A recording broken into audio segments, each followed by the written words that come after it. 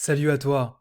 Aujourd'hui, je vais répondre à la question qui m'est posée assez régulièrement, c'est en moyenne, en combien de temps je peux récupérer un bien acheté aux enchères? En fait, cette question, elle paraît simple, mais au fond, vous allez le voir, c'est une question qui n'est pas facile à répondre parce que en fait, ça va dépendre de différents types de situations. Pour identifier ces différents types de situations, on va travailler sur ce petit schéma. Donc la question c'est en combien de temps je peux récupérer un bien que j'ai acheté aux enchères. En fait, quand vous êtes adjudicataire, donc quand vous avez remporté l'enchère, vous allez vous retrouver dans deux cas. Le premier cas, c'est le bien est libre et donc là, félicitations à vous, vous allez pouvoir occuper le bien après les 10 jours de surenchère. Je rappelle pour les personnes qui ne sont pas encore familiers avec ce processus d'achat, c'est quand vous remportez l'enchère, il faut patienter 10 jours durant lesquels n'importe qui peut venir surenchérir sur votre dernière enchère au minimum de 10%.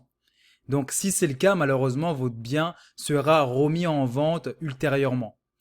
Mais par contre, si vous passez ces 10 jours, à partir du 11e jour, vous pouvez vous rendre dans le bien qui est libre, qui est inoccupé, et directement vous installer et commencer potentiellement à faire quelques travaux. Mais attention, si vous faites des travaux, il ne faut pas faire de travaux de grosses œuvres, par exemple casser un mur, parce que ces travaux-là ne pourront être entamés que lorsque vous allez payer la totalité du prix, c'est-à-dire le prix d'adjudication plus tous les frais liés à la vente.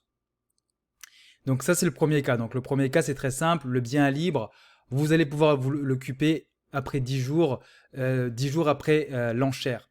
Ce qui est extrêmement court par rapport à ce qui se passe dans le circuit traditionnel, c'est-à-dire que là, bah, vous allez à une agence, vous visitez le bien une fois, deux fois, puis ensuite, vous rentrez dans une phase de négociation avec le propriétaire du bien, vous allez signer le compromis de vente.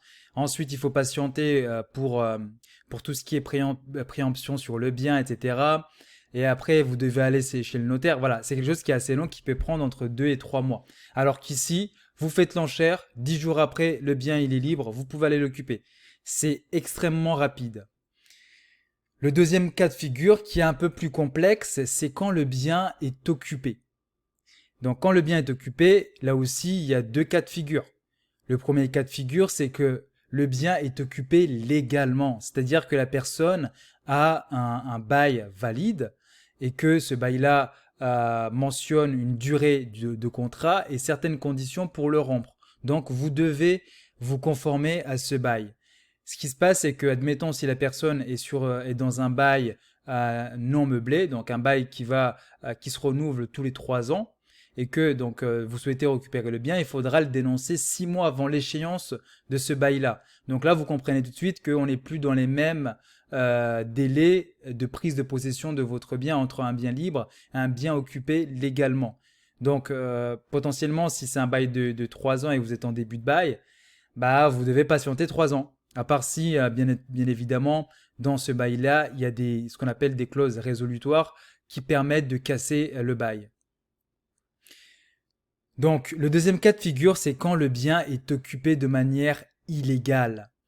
Donc là, c'est très simple. Vous êtes adjudicataire, le délai de 10 jours est passé, mais malheureusement, votre bien est occupé par une personne, par un occupant, ce qu'on appelle un occupant sans droit ni titre. Donc, c'est-à-dire que c'est une personne qui n'a aucun droit de se maintenir dans les lieux. Ça peut être l'ancien propriétaire, ça peut être un locataire qui n'a pas de bail valide, etc., etc. Donc là, malheureusement, vous pouvez passer par deux types de phases. Vous pouvez commencer par une négociation amiable.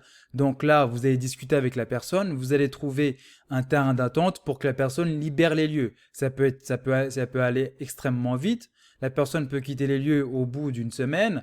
Donc vous faites 10 jours plus une semaine. Donc là, ça vous donne le délai que vous devez patienter. Parfois, cette personne-là ne souhaite pas du tout négocier. Et donc là, malheureusement, vous allez devoir passer par une procédure d'expulsion.